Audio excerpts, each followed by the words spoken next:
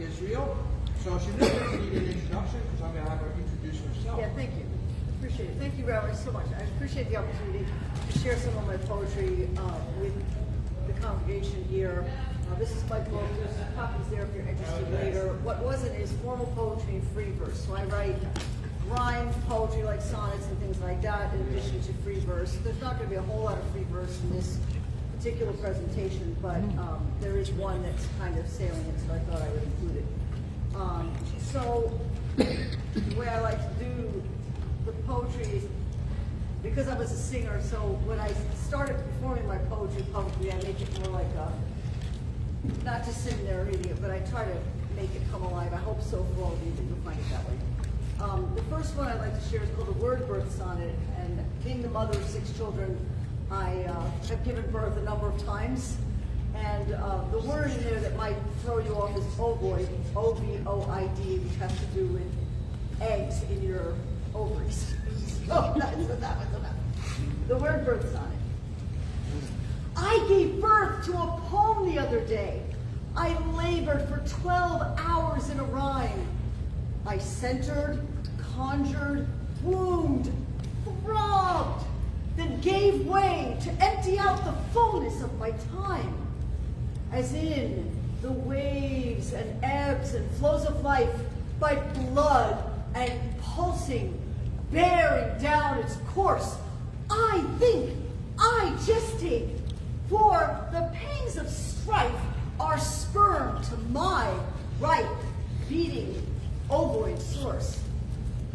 Oh, I'm aching, so intense all the squeezings and the earnest tides of pain. I move about, then settle in to cull with open heart my brain canal again. For writing is the labor of the mind, and I have birthed my children all in kind. Very good. Very nice. This is one that happens when you don't get the writing experience that you want, and sometimes, I don't know if any of you also write, but if you've ever had writer's block, you can relate to writer's block. Also a sonnet. I feel like I am plodding through cement. My mind is full of cotton batting, dull and dense and empty-headed, thinking spent on trying to find clarity, to mull about within and come up vacant. Try I might, but efforts are in vain. My words seem plastic or ephemeral, trite, dry, no meaning, or I've lost them. All this girds my faculties to action, but to naught. I wish I could say what has not been said before, but I come up again distraught about the product from a deadened head. Oh, would that something fresh would come to me, not what amounts to sheer banality. By the way, I forgot to mention that this is from the section called Writing is the Labor of the Mind. So I do take a line from each, a section is a line from one of the poems. So that's, I have many, many other ones on the creative process in the beginning of the book. So I thought I'd give homage to that sort of in the beginning of that book. So this one, the second section is called All the Loves I've Loved and Known. I had many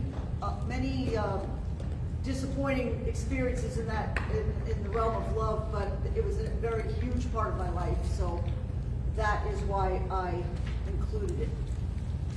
Well, what is love? What is love? Is it a mystery? A surge of chemicals within the mind?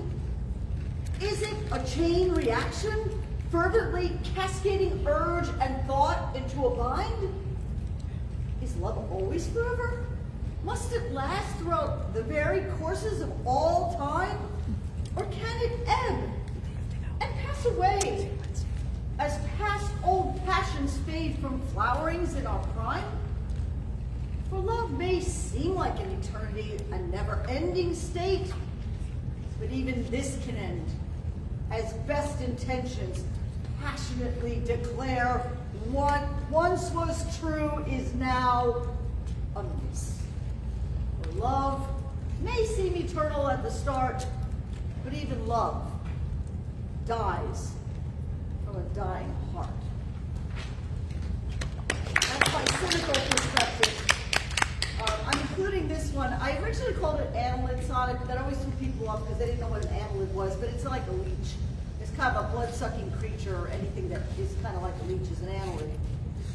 It's one of my favorites, which is why I'm including it. And this was written to somebody, my ex-fiancé, the man I did not marry.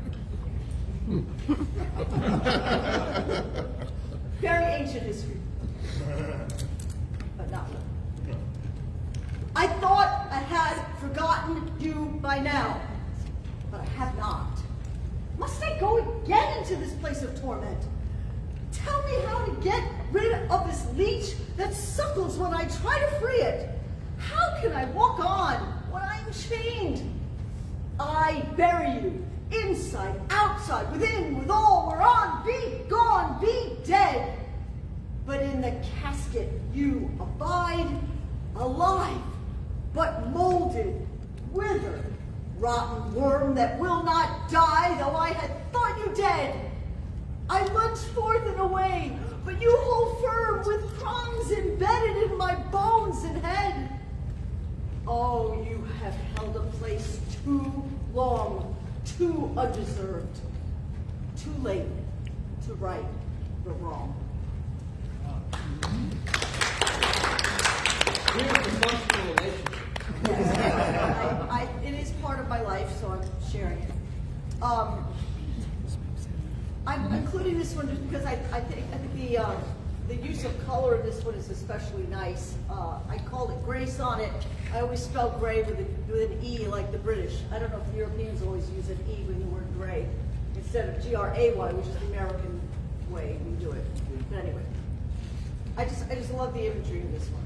This is also, like I said, my handle on the internet is the Sonnet Queen because I do write an awful lot of sonnets. This is also a sonnet called Gray Sonnet.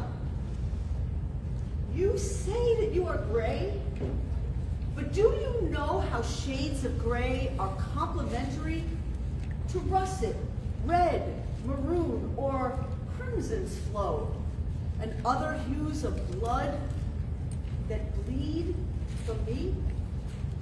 You admix, so you say, of black and white.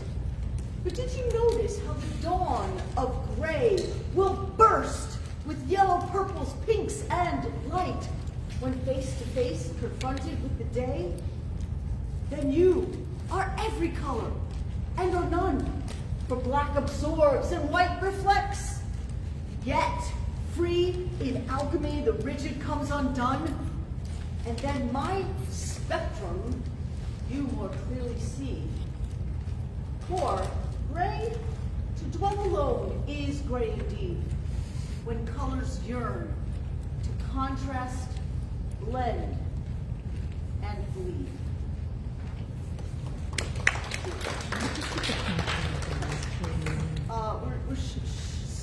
We're changing gears here a little bit. This is, I'm doing my free verse now. For those of you who might already know this, this is what this poem is about. I was only diagnosed with level 1 autism in about 8 years ago. So I did not know what my problem was my whole life, but I figured it out finally. So it makes a lot of sense why life went the way it did for me in many ways. So I call this Asperger Speaks because the term Asperger has really kind of fallen out of favor, partially because Hans Asperger might have had Nazi connections, so they don't really like to use that term anymore, but it kind of clarifies it slightly differently than other forms of autism. So it is part of autism, now they call it autism spectrum disorder. So please don't get offended because this is just how I think. I don't want people to think that I think I'm the world's greatest person or anything like that. That's not what this one's about. But this is a free verse poem called Asperger's or Autism Level 1 Speaks. So I hope after you hear it, maybe you'll understand if I act strangely or something in certain situations why that is the case. In a world of hyperstimuli, lights and sounds and touches, I retreat into the world within myself for relief. There's too much to process all at once. It comes at me like a screaming horde, shoving up against my walls and forcing me to interact. Why interact? Most talk like that is stupid, pointless, irrational. If you do not care how I am today, why do you ask me how I am? Just say good morning or hello. It is this stupid, slow world where I move faster, think better, process factually, that frustrates me. And when you talk, do I really understand? Why is it that we misalign? Why do I misperceive what you're saying? Is this why you are frustrated with me? Why is my voice too loud? My speech too intense? Why do you think I'm being rude when I'm just annoyed? You do not like the things that I like and the things that interest me, and I could talk unimpeded for hours about these very interesting things unless you stop me. It could be canals, or the Shakespearean authorship issue, or points of linguistics, or the study of late antiquity, or Jewish history, or poetry, my poetry. You do not understand the tiny things that matter so much to me, or why they do. Why I must tell you every detail, every minutia, why I have to explain, must explain everything, every little thing. My mental world is overloaded, and then I go outside where the world is overloaded, and then I can do no more. At times it seems I do not care, because in that moment it is simply not available for me to care. But inside myself, my heart is wide and deep. So deep I have to shut it off in order to get through the interactions into which I must engage. Why has it been so hard to walk into a store or to interact in public? Why must I always play the game? Must always act, pretend to be somebody else just to buy something? My mind explodes with ideas, thoughts, learning, and logic, connections, and observations. But when to stop and when to give you a turn to speak evades me. I am learning to do this to this very day. Without the social mask, I'm sure you would not like me, because being myself is one long conversation with myself. But I have learned to smile, to look into your eyes, to be politic when necessary, though I hate necessity, to play the nice game of interaction. If you would only understand, my heart is not my talking, but I am truly trying to reach you through my talking. And so I'm talking on and on and on and on and on. For rages come, and anger, the cursing, the frustrations, the ranting. Why is everyone so stupid? Why am I in a world of idiots? Why doesn't this person have a brain? Perhaps my only disability is my intelligence. My hyper-wired brain is both an advantage and a defect. Rigid and inflexible to sudden change, it sends me into spasms as I try to figure out what is now going on. But it's not supposed to be this way. This is not what the menu said. This is not what you told me before. When I cannot process, I therefore cannot understand. And then the world makes me angry and frustrated. Only the confines and restrictions of my bed, my routine morning puzzles, and my daily evening internet am I at equilibrium. Here it is that I can find the quiet absent within my own mind. So, when I talk, that is truly me trying to get out one iota of the cosmos within, one speck of the vast universe, my thoughts. Wouldn't you like to join this world and listen for a little while? So, be patient with me, try to listen through, try to understand, because inside, I am very, very alone. Just my thoughts and me trying to be heard. Beautiful.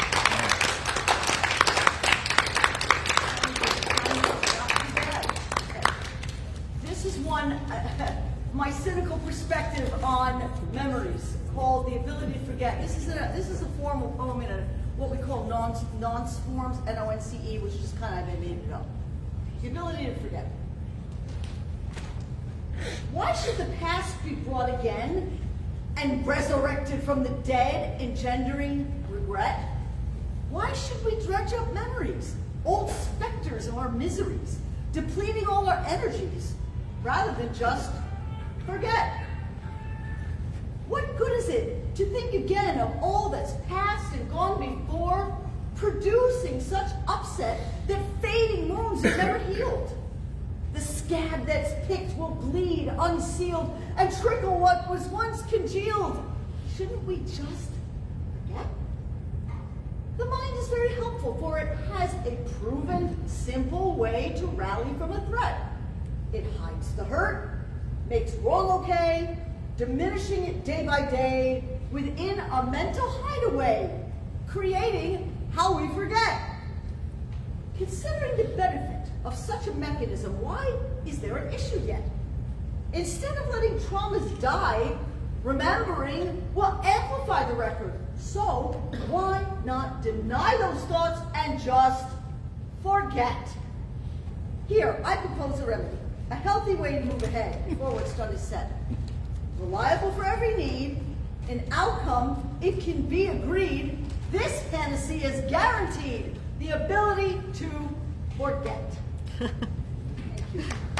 I forgot to mention, that was from the section called My Mental World is Overloaded, so it has to do with mental illness. I mean, I don't really know if I ever had mental illness. I know I went through some PTSD for about 5 years.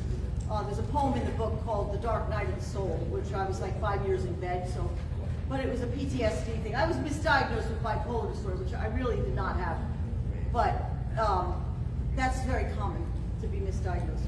Okay, the next section is called Pantheon, and in that section I write about people, literary figures, mainly those two. Like I have one about Johann Sebastian Bach, I have one about Quasimodo from the Hunchback of Notre Dame, and other things. But I do have a poem called about the Babi Yar massacre, September 29, 1941. It started September 29, 1941 and went to November 6, 1943. Over 100,000 people, mostly Jews, were killed at that Babi Yar. There's a book called Babi Yar, very difficult to get through, but I read about 3/4 of it. But anyway, this is called the Ballad of Babi Yar. I did write it in the form of a ballad. Oh, come and gather round to hear this story from afar, as I unfold the tragedy, the tale of Babi Yar. It happened in the time of war, and not to be outdone, aggression reared its ugly head in 1941. For Germans drove the Russians out of Kiev in Ukraine, and there they set up their command, ruthless and inhumane.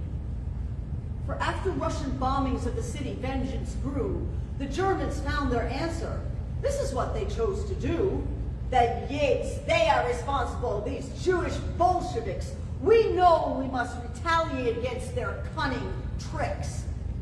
For there, outside the city, was this natural ravine, which then became a killing field, macabre, a nightmare scene. All Yids in Kiev must report, and if you don't, you will be shot. Make sure you do as told, or else we're sure to kill. And so, naively, all Jews came and waited on the day unknowingly to meet their end as they were hauled away. strip off your clothes and put your things, your valuables in a pile and line up here, do as you're told, and wait a little while. Then one by one, they, line by line, approached the precipice, and naked told to face it while they gazed at ghastliness. For every row of Jews was shot, and face down they did fall into the ever-growing pile of bodies. One and all, well over 30,000 souls would perish in 2 days, machine guns filling the ravine. And when their bloody ways, their bloodlust wasn't satisfied, they came for the insane. The hospital was emptied, plus the gypsies from Ukraine, as well as Russian soldiers captured, Kiev citizens, communists, and ordinary Soviet denizens. Nude bodies struck, the women raped. They buried the half-dead, or stepping on the bleeding pile would shoot to kill instead. Then, little children, babies, were then hurled into the air, over the edge into the pit, before their mothers there. And then they tried to shield their crime in 1943 by disinterring every corpse, and in some secrecy would burn away the evidence. And so, for 40 days, 100,000 dead or more became as ashen haze. But this was all in vain, because in time, the world would know what happened in that deep ravine those many years ago. For it indeed behooves us that we learn from this, and then no more repeat the ugly past. No, never. Not again. And so, memorials today remind us, insofar as we maintain the memory of the dead of Babi Yar.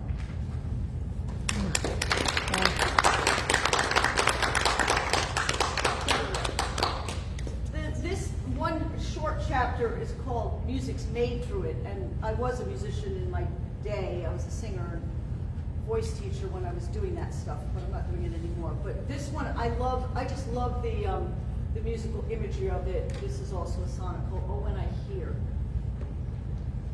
It's about kind of like how you can use suffering for good, something like that.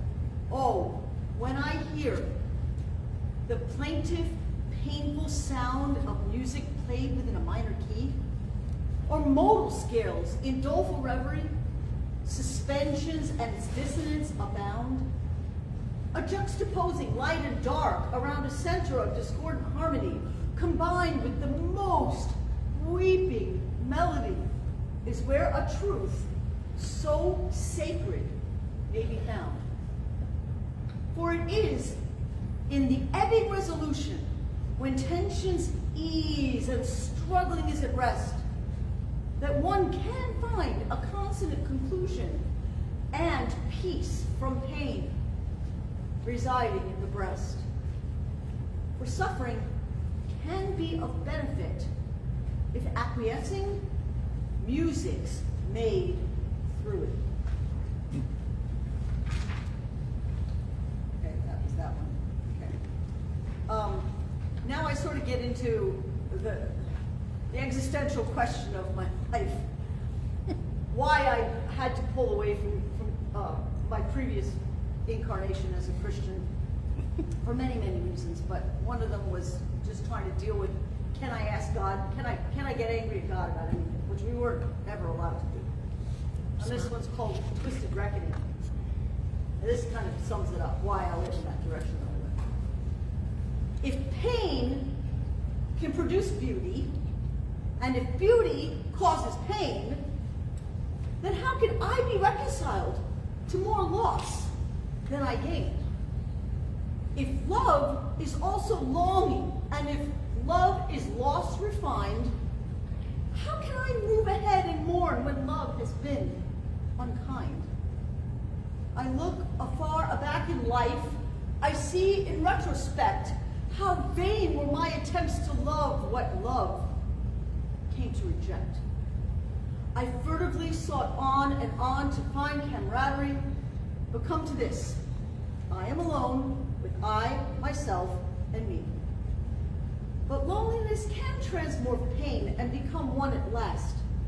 I breathe in states of solitude like penance in my past. I learn of quiet and unrest. In paradox I stay, and thus endeavor to find out why life has been this way. And so I edge along ahead with one big questioning. Why have I lost when others gain? This twisted reckoning. And then I don't know if any of you know that some of you might know that I was adopted. So I did not even know that I had a Jewish father until about 8 years ago. It's a complicated story, but this is called an adoptee's reflection. So this is why it seemed like externally that was pulling me, and then internally Judaism was pulling me too. An adoptee's reflection. I never felt that I was like the rest, because I did not have what others do. A normal family, for most are blessed with knowing mother, father, kindred too. I grew up always wondering about the person that I really was. Who were these parents of biology? I doubt I ever rested. How my thoughts would stir. And then I found my mother years ago, an English and Germanic combination, but now I found my Jewish father. Know how full of wonder this new revelation. For all those things I yearned for deep inside have come to me. I'm satisfied.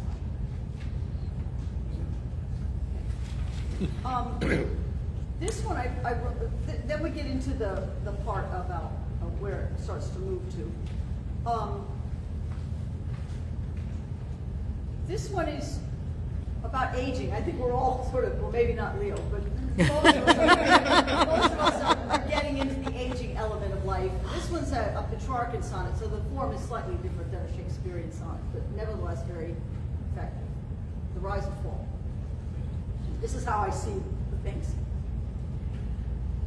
There were such pretty flowers in the spring, the fragrant colors of a verdant time, such fresh potentiality, sublime in all the loveliness that they did bring.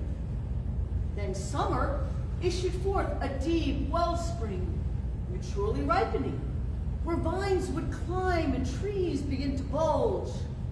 This is the prime of life, when growth will dance and sway and sing. But autumn is the time of now. I stand amid the harvests and the fruit. The change between the then and now leaves me jaded. I barely have the bearings to withstand this person of today. Indeed, how strange, how much the beauty of the past has faded. Okay, thank you. What time is it? We're doing pretty good, actually. Well, I'm getting toward the end of it. But the last section of the book is that chapter was called "The Change That Comes with Age." There's a lot about aging in there. The last chapter is called "Ever Towards Uncertainty." So that's the actual last line of the book.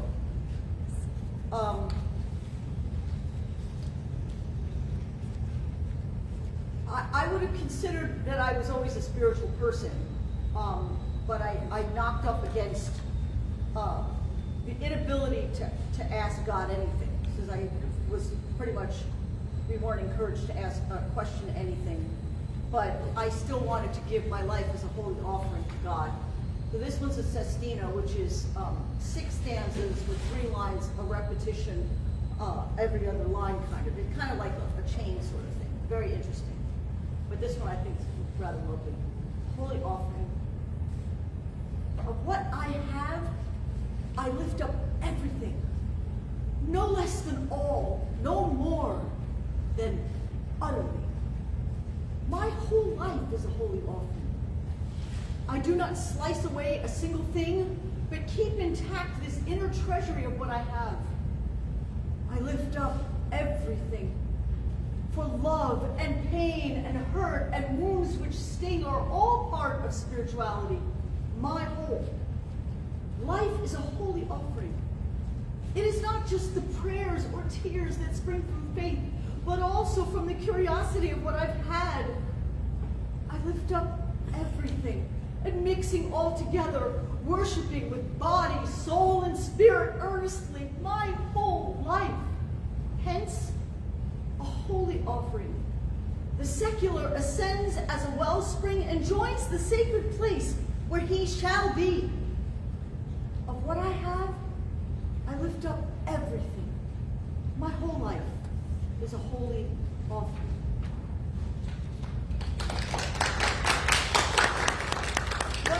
What I got to was,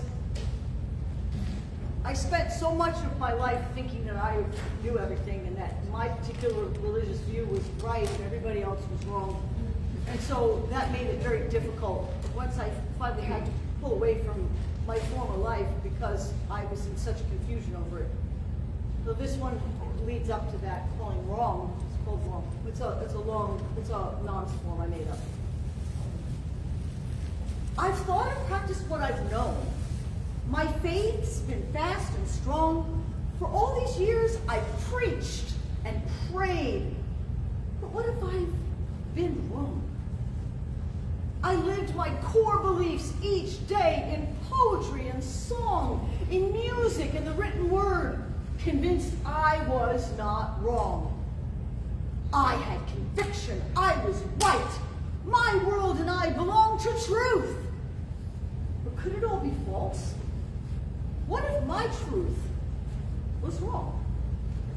Oh, I was adamant, secure, dogmatic, and headstrong because I knew and you did not. Could I have been this wrong? How could it be that everything I kept throughout lifelong belief and practice falls away because I found I'm wrong? But is the truth objective, far beyond where all along I've said, I'm right, I know, you don't? Then how? Then was I so wrong? My current state's in flux, but I would rather not prolong the misery of uncertainty, the state of being wrong. So now, I've changed my point of view. Convictions fall headlong into a pile of wondering. What's truth? What's right? What's wrong? We've got a couple more. We're left, almost done. I've said goodbye. This one I haven't shared with too many people, but here we go. I've said goodbye to Jesus, who had been my guide and stay, or so I thought. I'm now prepared to go another way. I've doubted, questioned, feared, and ached by working through inside my heart's and mind's conundrums where reason and faith collide. Too many unknowns, wonderings, objections, arguments, prognostications, prophecies, warnings, and portents. No longer sure, because I've learned too much to stay the same. I can't go back. I can't stay still. The facts assume the blame. There's too much uncertainty, too much of which to doubt, and too much evil in his name, which made me to want out. And so I'm atheistic as to his divinity and miracles and words. He lived. The rest is unsure to me. Because my heart was rooted where deception's power can hide, I've had to look beyond this scope where conscience can abide. Can I still love the God I love? Can I go on from here? Creator, God of Israel, rend my heart from doubt and fear. I still go on. My Jewish soul discovered an old way, the holiness of Musar. Learn, renew, think, act, and pray.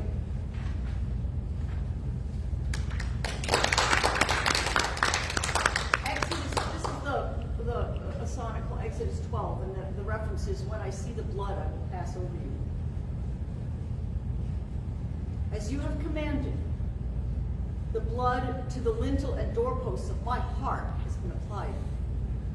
Because I've done this, through your power, sin and death are kept apart from life. I am protected, singled out from the destroyer seeking to destroy my soul. Come, rid me of the fears and doubt about eternity that rob my joy within this present state. I worry so much about the future. After all is said and done and I meet death. Instead, you know I quake with apprehension and with dread. Oh, take me, where I can and will be free. For when you see the blood, pass over me.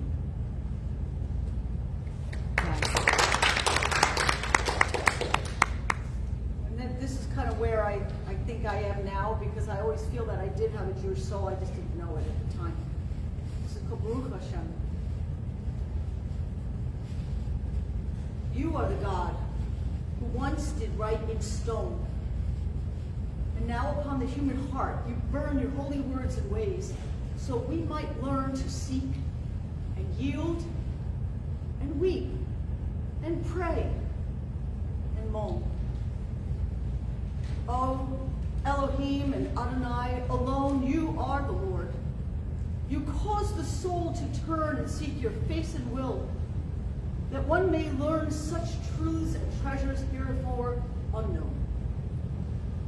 Oh, I am heavy laden in my breast, that you, O El Shaddai, great-breasted one, are not embedded in me. Within my whole being I desire to be blessed, as Jacob was, not letting go till done. In this I know I have a Jewish soul. The last poem, I read this in the Basic Judaism class at least one time. But one thing I treasured about this community and this form of Judaism and this place where I believe God brought me was that I have the freedom to think, I have the freedom to question, I have the freedom to be right, but then I also have the freedom to be wrong. You know, I can think I'm right, or let's just put it this way, I have the freedom to explore what that might mean, if there is such a thing, or to have a sense of unknowing or not having certainty, which is extremely freeing and extremely liberating, because I think it's better to not think you know everything. So, which I did for a long time. So this is my final sonnet and my offering to all of you. So many times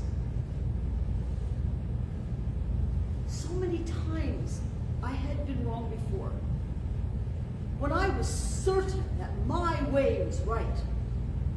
But now, not so certain anymore. For wisdom earns its place within hindsight. I used to think that what belonged to me and what I thought and felt and thus believed was truth, although I have begun to see how oft I was egregiously deceived. For rule and ordinance, dogma, verity, practice, tenet, doctrine, sacrament, custom, credo, ideology, immix into a morass, dissent. The only truths seem, as I age, to be devolving ever towards uncertainty. Thank you very much. Thank you. Thank you. I'm so glad I could share my life, my words with you all. Thank you again. Thank you. Theresa, Thank you. Teresa, what's the name of your book? Teresa, What? what is the name of the book? Oh, it's called What Was and Is, Formal Poetry and Free Verse. So Thank you. that's what I've written. So Are there if you any want to come, questions? yeah, you have any questions? That's, oh, I'd love to answer questions. Well, don't be shy. I wasn't shy, I got up here. I'm usually not shy. It was very good. It was fantastic. Thank you. Thank you. So how does the muse work for you? How's the what? Muse. The muse? That's an interesting thing. I don't know. It does come upon me sometimes. I really don't. I think when I get it, I usually hear a piece of a line of poetry. You know, like I hear something, like a phrase or a little something, and I'm like, ah, and then I have to sit down and construct this poem from that little kernel of what the muse gives me, as you might say, or the inspiration, whatever, or something I heard, or just something lovely sounding that means I need to write a poem about it. So sometimes it usually comes from that. It does not come from my emotions first. It usually comes from something that I hear that makes me want to write it.